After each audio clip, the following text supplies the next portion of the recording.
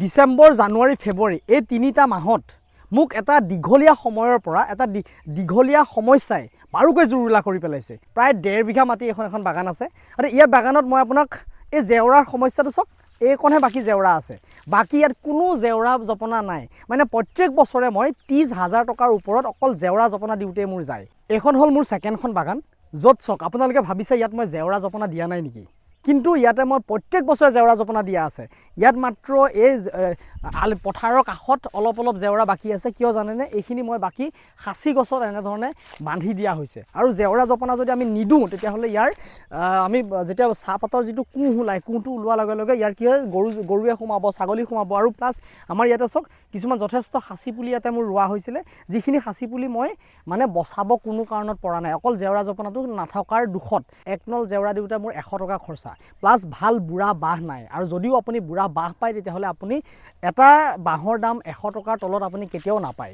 আৰু যদিও আপোনাৰ পইচা আছে, যদি আপোনাৰ বাঁহো আছে, তেতিয়াহ'লে আপুনি কাম কৰা মানুহ নাপায়। ইয়াৰ এটা স্থায়ী সমাধান আমি কিবা এটা কৰিব লাগিব, আৰু তাৰ কাৰণে আজি ইয়াৰ এটা স্থায়ী সমাধান বিচাৰি পেলাই আমি যাওঁ বলক।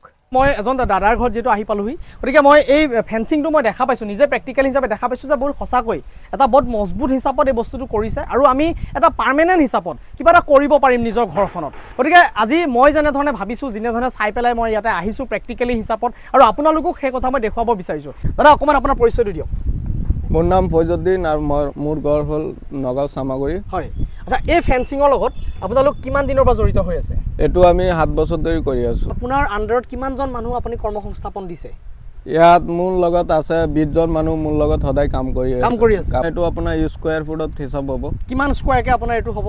এইটো ধৰক না আপোনালোকে 40 টকা বা 45 টকা স্কোয়াৰ ফুটত কামটো কৰাব পাৰিব। হয়, আৰু তাৰ লগত কি কি যাব? আমাৰ তাৰ কিটা পাব, আৰু 3ডালকে এনেকে জিআই তাৰ দি আমি টানি পেলাই ভালকে ফিটিং কৰি খুঁটা আহিব। খুঁটা আপোনাৰ 7 ফুট থাকিব, 2 ফুট আমি গাঁত খান্দি ঢালাই কৰি দিওঁ। আৰু আপুনি তেনেকে আৰু বিম দি পেলাই কৰিব বিচাৰে, বিম দি কৰিলে খৰচাটো আপোনালোকৰ আহিব। মানে মই যে নিজে কৰিম এইটো নিজৰ খৰচা, এই দাদাই যে কৰিছে নিজৰ খৰচা। এইটো বিমৰ খৰচাটো ধৰক না আমি বনাই দিম, আমাৰ মিস্ত্ৰী খৰচা দিলেই হ'ল, আৰু বাকি একো নালাগে।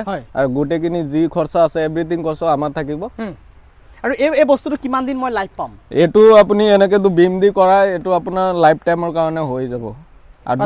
আৰু আপুনি এনে খুঁটা ডালাই দি কৰে তেওঁ 40-50 বছৰ যাব, আপোনাৰ কোনো প্ৰব্লেম নাই। গৰু ছাগলী বা মুৰ্গী একোই যাব নোৱাৰে। যদি কোনোবা বেলেগে মোৰ ভিডিঅ' চাই থকা যদি বেলেগ ডিষ্ট্ৰিক্টত যদি হয়, তেতিয়াহ'লে তোমালোকে ছাপ্লাই কৰা? আমি অল অসমত কাম কৰোঁ। অল অসমত তুমি অল অসমত ডেলিভাৰী দি দিম। খালি আপোনালোকে আমাক কণ্টেক্ট কৰিব, স্ক্ৰীনত নম্বৰ থাকিব, তাৰ পৰা কণ্টেক্ট কৰিব আৰু আপোনাৰ ঘৰৰ লোকেশ্যনটো দিব। বাকি আৰু একো নালাগে, আমাক কৈ দিব, আপোনাৰ ঘৰত গৈ পেলাই ফিটিং কৰি থৈ আহিম। এইটো কিমান ফুট আহিব? হাইটটো কিমান ফুট আহিব? হাইটটো আপোনাৰ 5 ফুট 3 ইঞ্চি আছে। এইটো যদি কোনোবাই তাতকে বেছি বিচাৰে বা কম বিচাৰে এইটো দিব পৰা হ'বনে?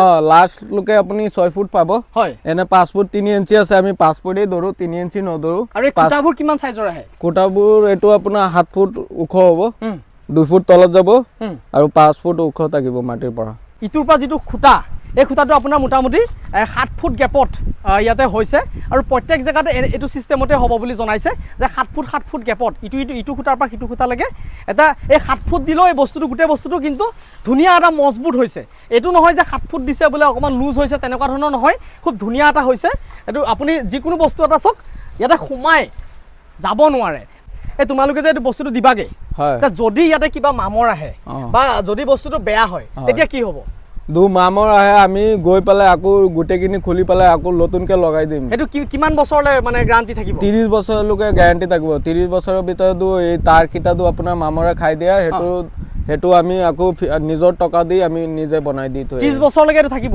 থাকিব। তেতিয়াহ'লে আৰু চিন্তা কৰিবলগীয়া আপোনাক দৰকাৰ নাই। আৰু আমিও প্ৰকৃততে গাঁও এলেকাত এনেধৰণে জেওৰা দি সময় নষ্ট কৰি প্ৰত্যেক বাৰে ইনভেষ্টমেণ্ট কৰি থাকি আৰু লাভ নাই। এনেকুৱা ধৰণৰ কাম লগাওক, বেষ্ট হ'ব। আৰু 30 বছৰলৈকে যেতিয়া গ্যাৰান্টি আছে এনেকুৱা এটা বস্তু, তেতিয়াহ'লে আৰু চিন্তা কৰিবলগীয়া আপোনালোকে একো বিষয় নাই। বেলেগ ডিজাইন দিব পৰা হ'বনে? এনেকুৱা হ'ব? এইটোৰ মানে আপোনাৰ 2টা কোৱালিটি হ'ব। এই যে এটা আছে তেনেকুৱা ডিজাইন, এইটো আপোনাৰ মানুহে এনে হাতে ধৰিব নোৱাৰে। আচ্ছা, আৰু এটা আছে এনেকে চিষ্টেম আছে এই ওপৰত। আৰু আপোনাৰ এইটো বৰপি কাটিং হয়, এইটো আপোনাৰ 3 ইঞ্চি গেপ থাকিব। আপোনাৰ নাম্বাৰটো এবাৰ ধুনীয়াকৈ কৈ দিয়ক। মোৰ নম্বৰটো হ'ল 6282353643। এইটো লগত একদম যোগাযোগ কৰিলে এনি টাইম পাব? এনি টাইম পাব। এইটো যোগাযোগ কৰিলে খালি এবাৰ ক'লেই হ'ল, অৰ্ডাৰ কৰিলে হ'ল। এইটো সেইটো অৰ্ডাৰ মতে আপোনাৰ ঘৰত গুচি যাম আমি। ঠিক আছে, গতিকে আপোনালোকে কোনো চিন্তাৰ বিষয় নাই, অসমৰ যিকোনো জেগাৰ পৰা তেখেতৰ লগত যোগাযোগ কৰিব পাৰিব। এনেকুৱা ধৰণৰ আপোনালোকে ফেন্সিং দি 30 বছৰলৈ, এনেকুৱা ধৰণৰ ফেন্সিং দি আপোনালোকে 30 বছৰলৈ এইবোৰ টেনশ্যন অলপ মানে ফ্ৰী হৈ থাকিব পাৰিব। গতিকে আজিৰ ভিডিঅ'টো মই ইমানেই, আপোনালোকক অকণমান ইনফৰ্মেশ্যন দিব বিচাৰিলোঁ। মই নিজেও শিকিবলৈ আহিছোঁ, গোটেই বস্তুটোৰ ওপৰত চাবলৈ আহিছোঁ। গতিকে ভাল লাগিছে। যদি ভিডিঅ'টো ভাল লাগিলে বন্ধুবৰ্গৰ মাজত শ্বেয়াৰ কৰি দিবলৈ নাপাহৰিব, আৰু চেনেলটো যদি মোৰ নতুনকৈ ভিডিঅ' চাই আছে চেনেলটো ছাবস্ক্ৰাইব কৰিবলৈ নাপাহৰিব, আৰু কাষত থকা বেল আইকন দবাই দিব। তো আজিলৈ আহোঁ, আকৌ নতুন এটা ভিডিঅ'ত লগ পোৱাৰ প্ৰতিশ্ৰুতিৰে বিদায়। ধন্যবাদ বন্ধুসকল।